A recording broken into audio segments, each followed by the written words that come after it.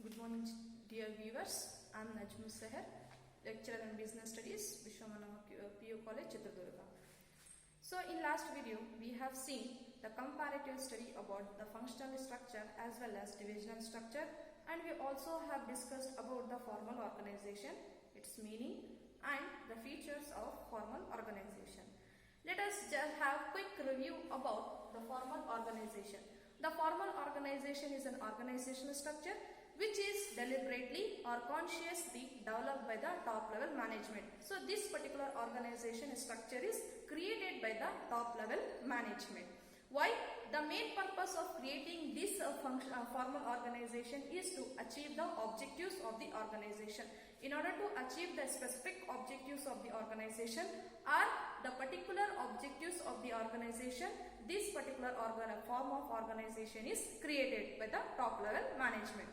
So, in this formal organization, the authorities and responsibility as well as the mutual relationship. So, here the mutual relationship is nothing but the working relationship. Working relationship here refers to, so here each and every individual will know about his framework, that is what his boundary clearly specified. So, what is his duty, what is his responsibility, and what is his role in the organization clearly defined, and who is his boss, okay, who is under whom he is working. That is what the working relationship. So here the authority, responsibility as well as the mutual relationship among the subordinates or among the members of the organization are clearly stated, are clearly defined, so that without any confusion, without any ambiguity, the workers, the subordinates, the members of the organization can perform their work without any confusion. Okay, in order to smooth functioning of the organization, in order to smooth achievement of their objectives or goals of the organization, they clearly states about the authorities and responsibility as well as the objectives that to be achieved clearly stated in the formal organization. As we see in the nature of the formal organization, the first nature of the formal organization is it is created by the top level management. As I discussed, the top level management is going to create the formal organization. So in formal organization, the rules and procedures as well as the methods are clearly stated. That will be written form. Okay, the rules, procedures will be in the written format. Those rules and procedures have to be followed by the members of the organization strictly.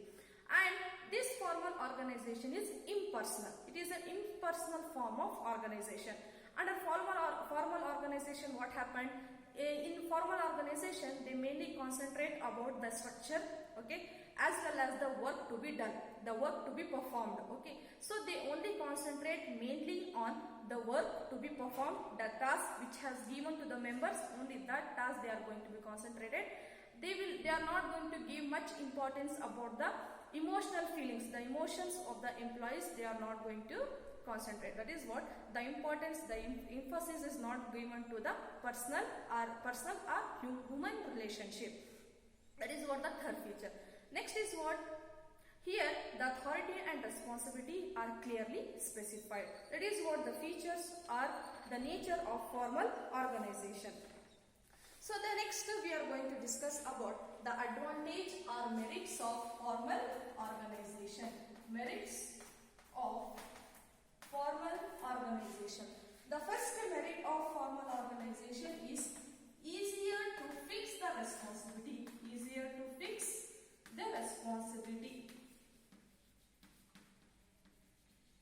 So here, under formal organization, whatever the responsibility, whatever the duty you want to assign, you can easily assign to the concerned person, concerned individual.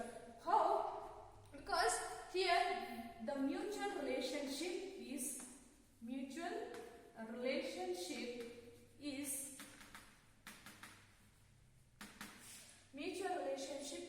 clearly defined. So here under formal organization, you can easily fix the responsibility to the individual as the mutual responsibilities or mutual relationship is clearly defined, so that each individual know about his duty to be performed performed, or the task which has given to the individual, they can easily perform.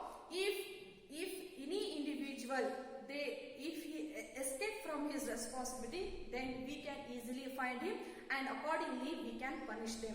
That is what the easier to fix the responsibility. Under formal organization, as the mutual relationship or mutual responsibility, not responsibility, the mutual relationship is clearly defined, clearly stated, so that each individual know about his part of the duty to be performed in the organization. If any member of the organization or any subordinate, if he escape from that particular job, then he is going to be punished. Okay, he is going to get the punishment. That is what easy to fix the responsibility. And no overlapping of work. No overlapping of work.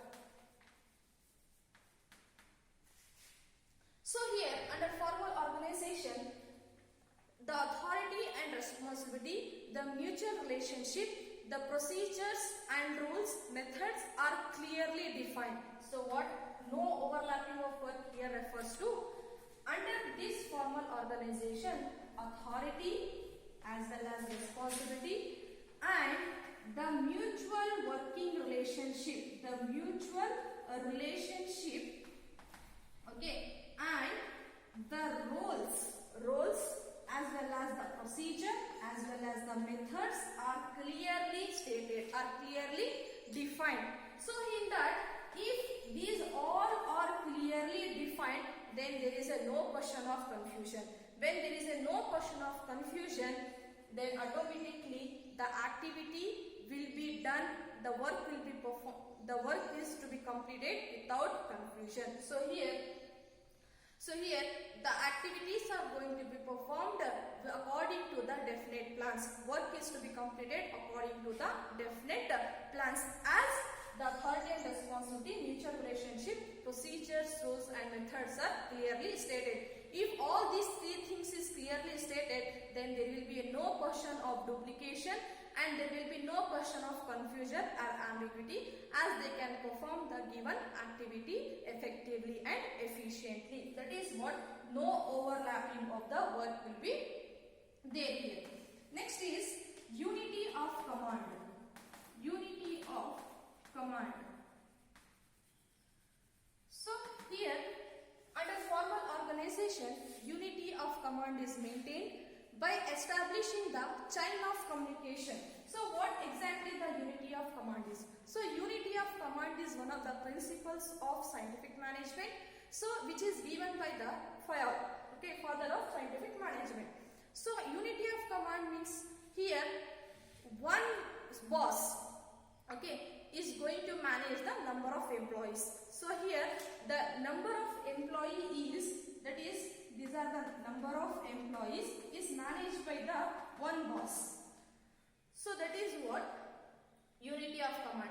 One superior, one manager is going to manage the number of subordinates, number of members, and each individual are not going to receive orders from two boss or two managers. Okay, so each individual going to get the orders from only one superior. That is what the unity of command says. As well as here, the line of communication, the chain of communication means what? Chain of command. Chain of command is nothing but here the information has to be flow sequentially, orderly form. The information or instructions are going to be flow. Okay, here if you have any grievance, if you have any problem, that has to be communicated with your immediate superior. Okay, and that particular problem the superior is going to communicate to his superior. Okay, here the communication is going to flow in orderly form or in sequential form. That is what unity of command. So here the information and instructions are going to follow the chain of communication. By establishing the chain of command, they are going to pass the information, and if any feedback you want to go again, you have to follow the certain procedure, communication link you have to follow. That is what unity of command. And last advantage is easy to achieve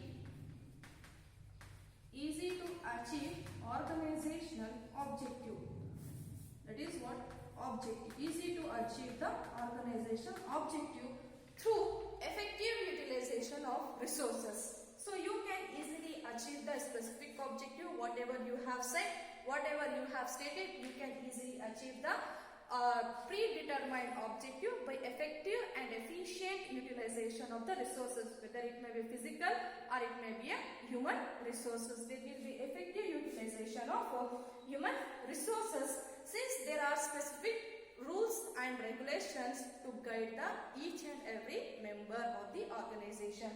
So since there are the procedures, there are the methods, there are the rules, so those procedures and guidelines will guide the individual so that they can use the resources effectively and efficiently, and thereby they can achieve the organization objective. This is what the merits of formal organization. First is what?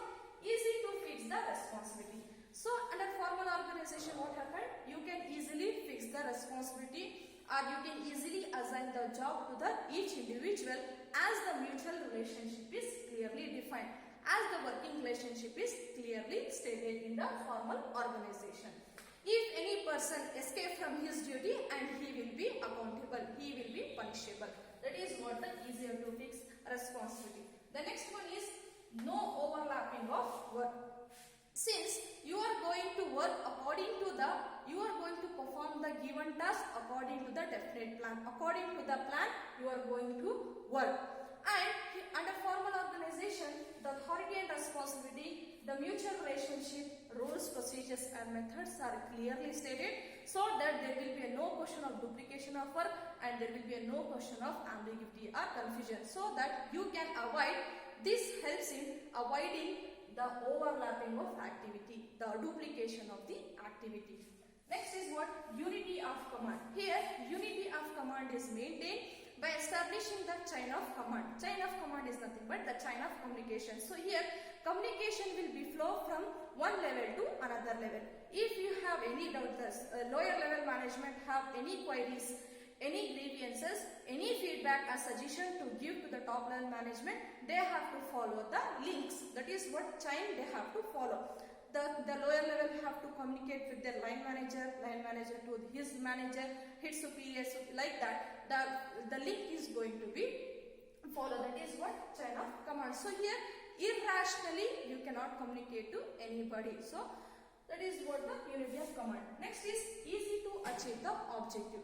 As we have clearly stated about your roles and procedures, methods to guide the individuals, to guide the workers in the organization or members in the organization, so that they can effectively utilize their available resources in order to achieve their organization objective. This is what the merits of formal organization. Let us discuss the demerits of formal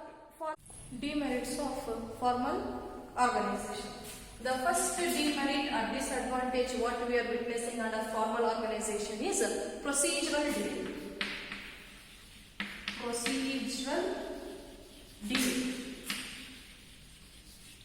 So the formal organization, they will follow the formal way of communication, which leads to the procedural delay. So under formal organization, what happened? As they are going to follow the established unity of command, established chain of communication, they are going to follow in order to communicate, and which increases the time to take any decision. If you want to take any decision, again, if you want to take any things to convey to the top level management, again you have to follow the links. That is what, say for example, we have 3 levels of management, right? We have 3 levels: top level management, middle level management, low level management.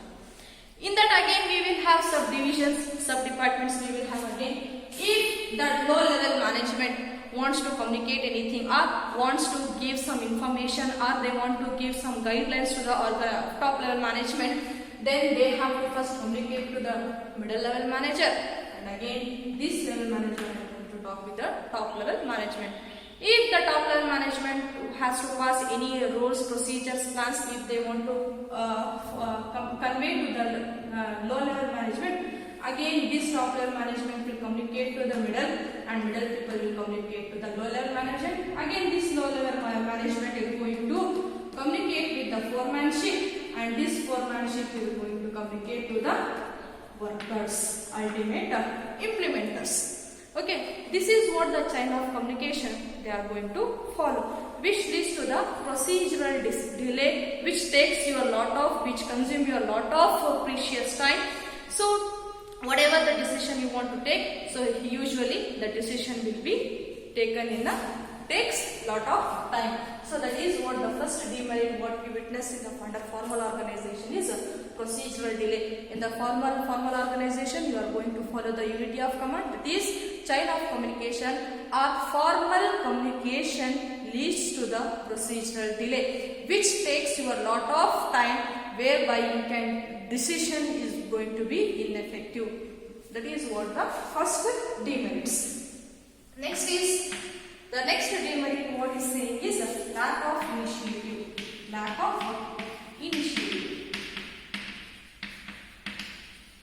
What is lack of initiative? Under formal organization, what happened? The rigid rules and policies has been fixed. There will be no changes according to the policies, according to the plans. The workers, the subordinates have to perform their activity.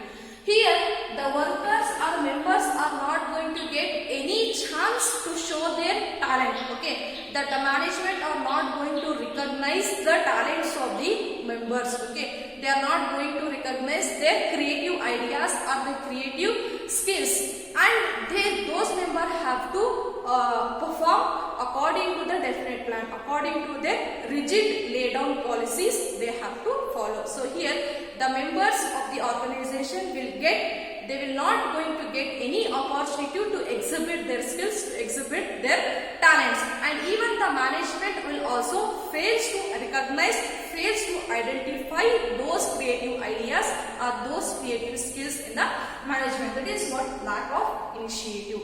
So under formal organization, what happened? And this formal organization is going to follow the rigid practice. Rigid practice means fixed policies, fixed rules and regulations they are going to follow. They are not going to change anything. However may be the situation, the rules have to be followed in the formal organization. So which leads to what? Here the members, that subordinates, they are not going to get any opportunity, they are not going to get any chance to show their talents or to show their creative, innovative ideas. So even the management will also fail to recognize those objectives. As the workers and the subordinates, they have to perform according to the laid down rigid policies or laid down rigid or constant rules or plans. Accordingly they have to follow. So they will not get any chance to show their talents. That is your second point. Next, third demerit what you are going to get is limited in scope. Limited in scope. What is this limited scope?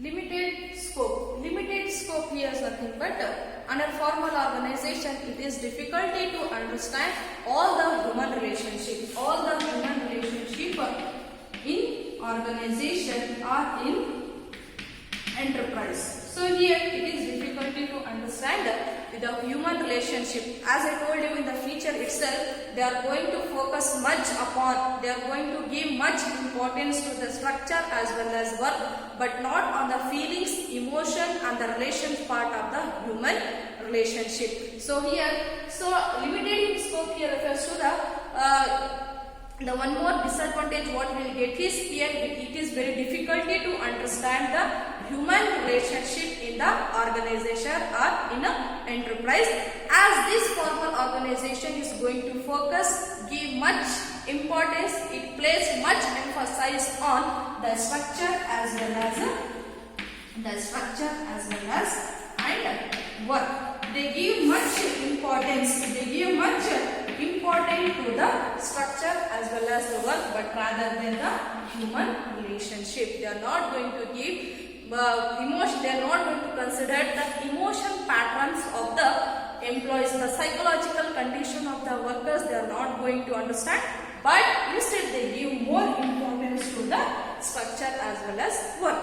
Hence, this formal organization fails to provide the complete picture of organization work. So here we cannot completely understand how exactly the formal organization is going to work. That is what the demerits of the formal organization. First is procedural delay. Why here delay is happening in decision making? Because they have to follow the unity of command, chain of communication, a formal line of communication they have to follow, which takes lot of time, which consumes lot of time in order to make any decision. That is what a procedural delay. Lack of initiative. This poor organizational practice of the organization, what happened? The management are not going to give any chance, any opportunity to the subordinates, to the workers, to the members of the organization to exhibit their talents, to recognize or to identify their creative ideas.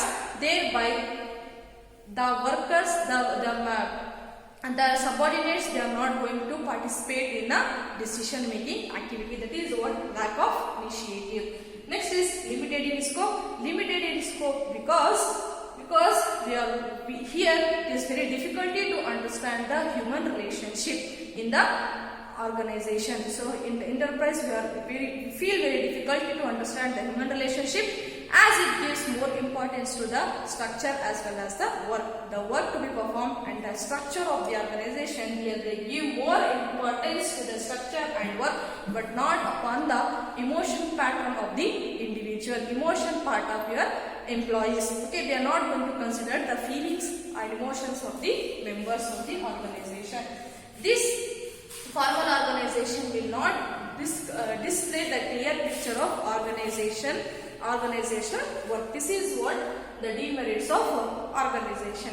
Next, let us discuss the informal organization. Next is informal organization. We have two types, formal as well as informal organization.